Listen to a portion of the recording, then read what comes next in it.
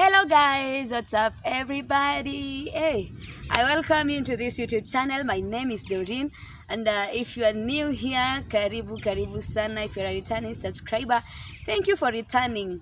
When you're rafiki yangu, you are home, and I thank you for coming back. And if you have not subscribed, kindly before to endelea, kindly do so. So yeah, it's really been long. By the way, Happy New Year. Tulikuwa huku last year, so happy new year to you guys. I really hope that 2023 is good to you people. Na mimi niko sawa. I've been up and down and all that, busy with many things, but nimerudi. I'm back with good news. I'm back with mambo mazuri, ready for 2023. So we just go straight to the video. This is my story show, and today I am inasemangwaje niko na mtu hapa, niko na mgeni, and today we are going to do it a bit different.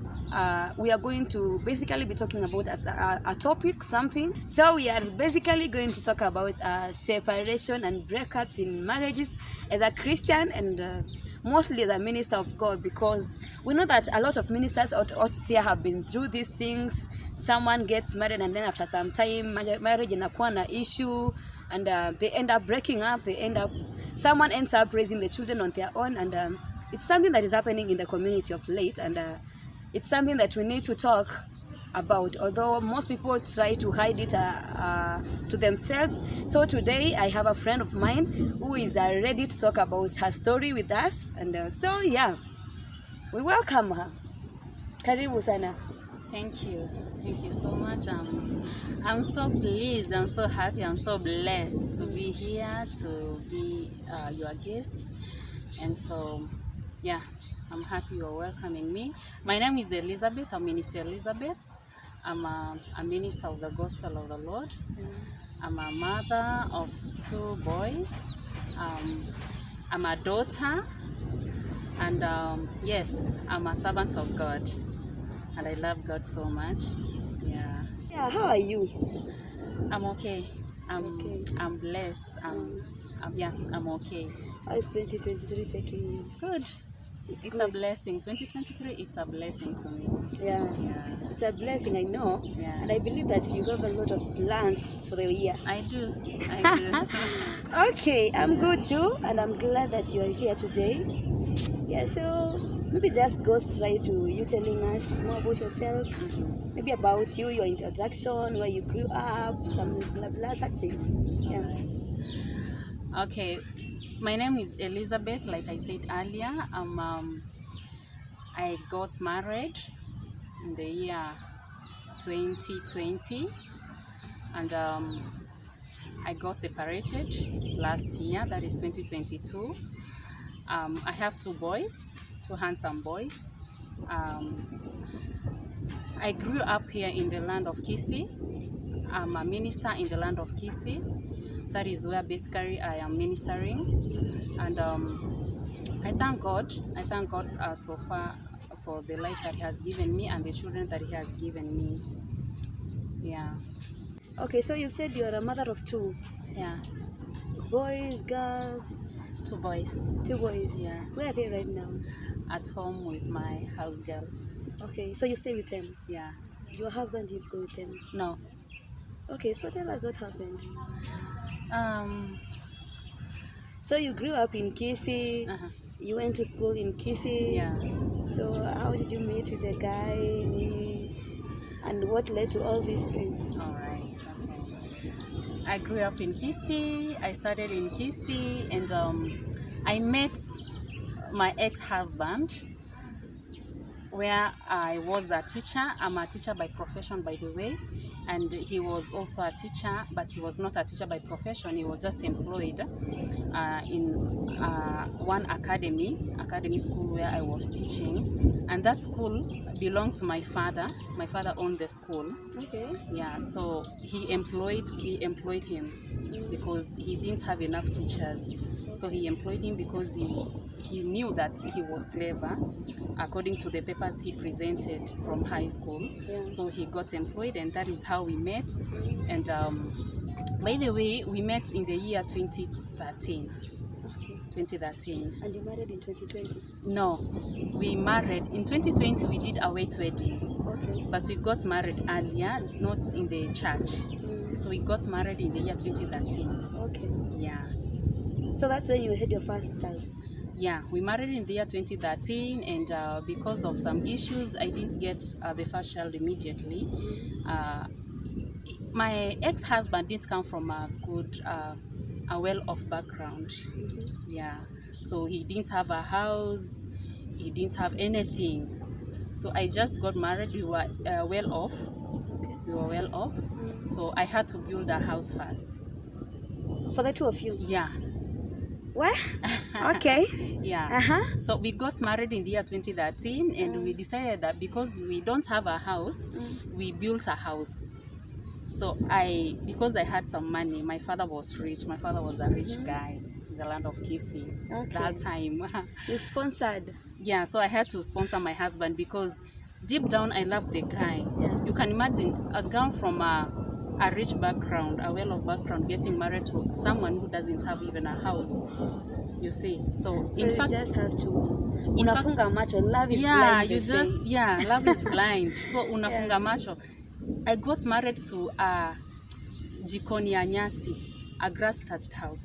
Okay. Yeah, that is where That was your first house? That was my first house, and in fact we were cooking from the same house. So we were cooking from there, then we sleep in the room. It had a room, yeah. So I shared with my mother. I told my mom, I cannot stay in that house. Yes, I love the man, but I can't stay in the same house, in that house, the grass-thatched house. And my mom told me, now because you love the man and you have decided to get married, by then my parents were so supportive. Anything, they wished me well. And you know, life as a teenager, they were happy I got married because out there are so many things. It's better to get married earlier than to just waste your time outside. Maybe you get sick and maybe have children out of wedlock. So my mom gave us iron sheets. There were some iron sheets at home that they were not using. So my mom talked to my father, they gave us the iron sheets, and I built a house. Yeah, I built a house for the both of us. How was your husband like? Now that you know in Africa, it's the man that is supposed to build, it's the man that's supposed to do all these things, and then you come in and you build a house. How was he like? Was he okay with it? He was very much okay with it. You know, that is an opportunity that came. He didn't have ways on how to raise the money to build the house. So to him, it was a great opportunity. You see, so he was very happy. Aliangukia. And then after that? Yeah, so after that, in 2015, unfortunately, I lost my dad. I lost my dad. I was heavily pregnant. I was 8 months pregnant. It must have been tough. Yeah, very tough, our firstborn. So I gave birth to in the year 2016. It was very, very, very tough. You know, this man was, I don't know how to call him, but he just loved me. You know, I getting married and him giving me iron sheets to build a house, it's not easy. It was just parental. And then he even started a school for me because I'm a teacher. He gave me books, a certificate to start a school. We started a school in my ex-husband's village.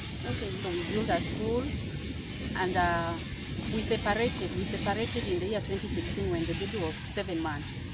Our firstborn, our first separation. So it was in the year 2016. That is when we separated.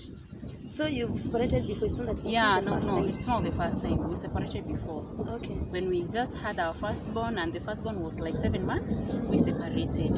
And so due to when we separated, my brothers, they went where I was married.